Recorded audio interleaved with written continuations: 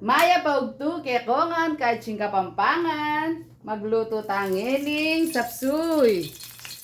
Sapsuy, happy Sunday everyone. Bawang. Malalaki yung hiwa nung diyanang ko ng bawang. Shout out po kay Nanay Mila. Ang lalaki ng bawang. Sibuyas, maraming sibuyas, sikreto para masarap.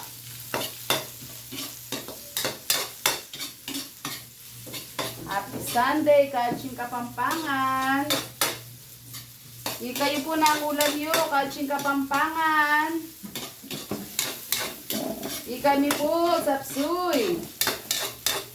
Veggie. Para healthy.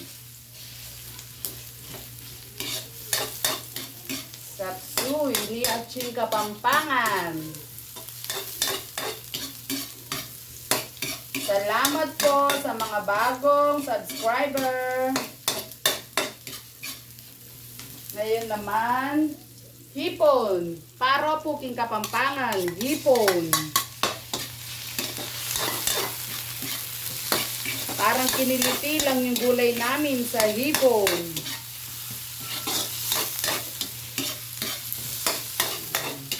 Gisa-gisa. Comment niyo po mga Kaching Kapampangan nung nanoy ulam niyo.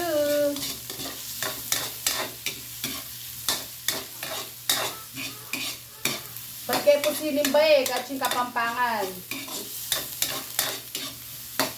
Kaya medyo mabilis na mo po yung ulam. Guli.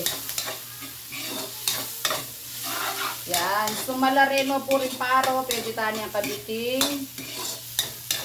Sabo. Kabitan niya pa yung sabo. Baka kita may gisa-gisa. Deta pong kaya rin. Retang kayang buntok. Dinik-dik pulo. Gisa-gisa tayo. Baka tayo lang malansa. Yan. Paro. Sa Kapampangan, paro. Yan. Yan. Pag kumulo na at bumukal, pwede na natin ilaglag yung ating mga gulay. Lagyan na natin ng oyster. Oyster sauce. Sama na natin. Yan. At saka konting seasoning para mabango.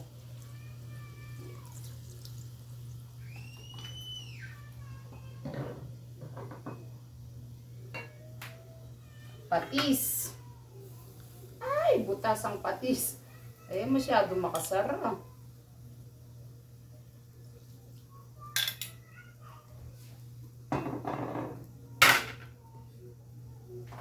Patis. Yan. Bumubukal-bukal na. Pwede na natin ilaglag yung mga gulay. Nabanlawan na po ito Kaching Kapampangan. May banlaw na po nandun yan. Ngayon kabit ko na.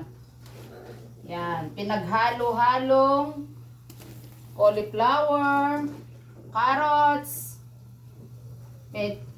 pechay bagyo, at saka sayote at bagyo beans.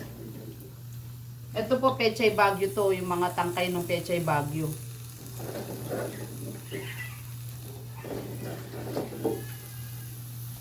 Dito ko sinama para lumambot.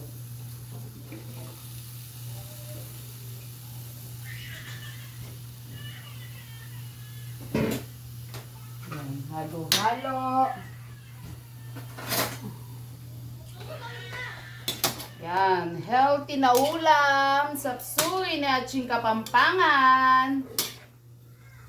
Mura po yung gulay ngayon kaya tara na, magsapsoy na po kayo. Pwede rin isahog yung atay balong-balunan. tsaka pitso ng manok, or itlog ng pugo. Depende po kaya kayo nung nanay buri yun. Hindi kami buri may paro. Na walang gatas. Ayaw nung asawa ko may gatas. Kaya oyster sauce ang nilagay namin. Yan, sarap nito, Kaching Kapampangan. Shoutout po sa mahilig sa gulay. Thank you Lord lagi sa mga blessing.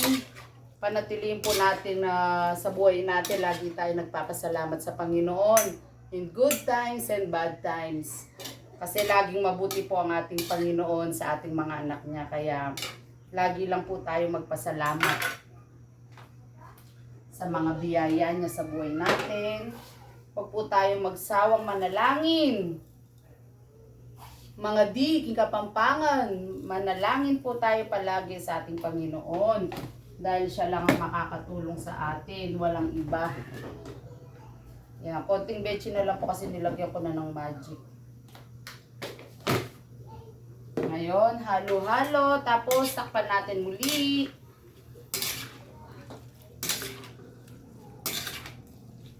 Salamat po sa mga pastor natin na ginagamit ng ating Panginoon para po maghatid ng mga mabuting balita sa atin. Salamat po sa kanilang mga buhay. Nawa po, patuloy po silang bigyan ng katalinuhan ng ating Panginoon at kalakasan ng kanilang buhay. Takpan po natin, balikan natin maya-maya. Ayan, malambot na. Kaching Kapampangan, malambot na yan po. Kabitan na po yung kakatang repolyo, tsaka pechay bagyo. Oh, peng, peng, peng, peng. More gulay, more healthy, and more sarap. Yan. Woo! Sarap nito, Kaching Kapampangan.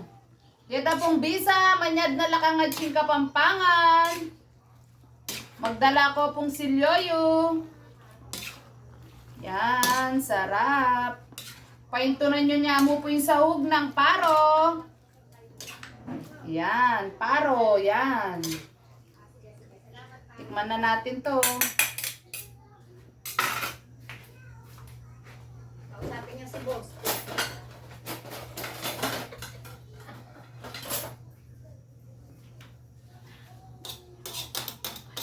Yan.